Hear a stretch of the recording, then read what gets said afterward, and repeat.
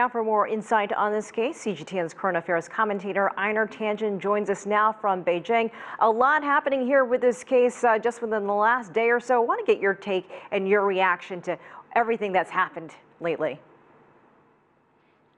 Well, Elaine, I mean, there's several tracks going on here. Politically, Ottawa is in turmoil.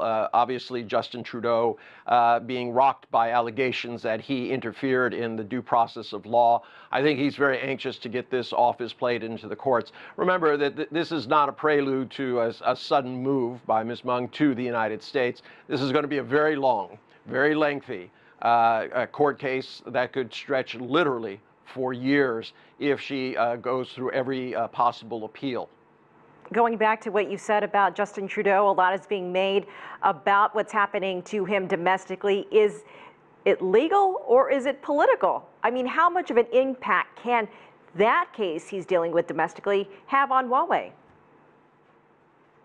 Well, it's a very unfortunate situation for Huawei in the sense that, absent that, he might have had the courage to just say, look, we don't want Canada being used as kind of grist between these two large entities that are grinding against each other, and said, this is obviously political and we're not going to get involved. At that point, they could have tried to kick it. But with these latest allegations that he personally involved in putting pressure on his Attorney General to go easy on a corporation, I think he's in fast retreat. He's doing what's necessary to cover his own situation.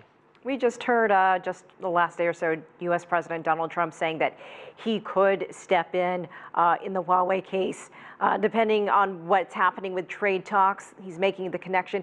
Do you think we'll see him do that? It's quite possible, and no one knows exactly what Donald Trump is trying to do. As we have seen, he tries to use personal connections and gestures as a way of trying to get the best overall deal, or what he thinks is the best overall deal. So it's entirely possible. Remember, even as his deal was failing in Vietnam, he was talking about the close personal relationship and everything like that. I mean, Donald Trump obviously is under a tremendous amount of pressure. The alligators are circling around him. New evidence has come to light that he pushed his son-in-law through a security clearance process that was highly irregular. The Congress is looking into it. It's a serious set of issues which falls one after another in terms of Cohen testimony, a lot of lawsuits, the revelation, the understanding that Mueller is no longer the big threat, that a lot of the prosecutions could be coming from courts in states where he has no control and no ability to pardon him or others. And Einar, I just want to mention that Donald Trump tweeted just a short time ago about U.S.-China trade. March 1st, you know, still here in the United States. Today, Friday, that this was the deadline for those tariffs to go up. He tweeted that he is not doing that. We knew he wasn't. Then he also said, I've asked China to immediately remove all tariffs on our agricultural products, beef, pork, etc., based on the fact that we are moving nicely along with trade discussions. Where do you see trade discussions going in the next few weeks between these two countries?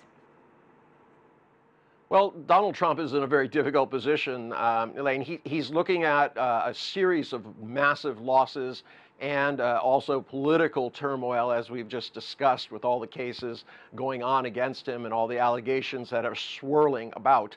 So he needs a win, not only to regain popularity, but to support the financial markets. Two very important issues to him. And the last one, very clearly, he wants to restart his political campaign to become re-elected president of the United States. And at this moment in time, the only thing that is out there is, of course, the deal with China. On the other hand, he's doing what he has done in the past, and I think to a certain extent what China expects. He keeps sending sweet and sour messages. Give me something, you know, something that is not on the table, which is this agricultural issue. But then also he has Pompeo in the Philippines talking about coming to Philippines' rescue under Article 4 of the Mutual Defense Treaty of 1951. These are kind of typical. I wouldn't be surprised if he starts sailing ships within U.S. Military ships within regions that are sensitive, either with Taiwan Straits or within 12 miles of disputed islands. It's just the way that Donald Trump has done business in the past. He likes to try to put his adversaries off balance by introducing things peripheral to the actual matters themselves, but in somehow threatening. You saw that a little bit in Vietnam, where all of a sudden he added Bolton to a dinner, the lunch meeting, where he was not supposed to be, and it created a situation where there were 5 people on the U.S. side and only 4 on the DPRK side. It was an imbalance. Obviously, things were not going well, and he wanted to use Bolton as a reminder that other things and other views within the administration could prevail. Einar Tangen in Beijing, thank you.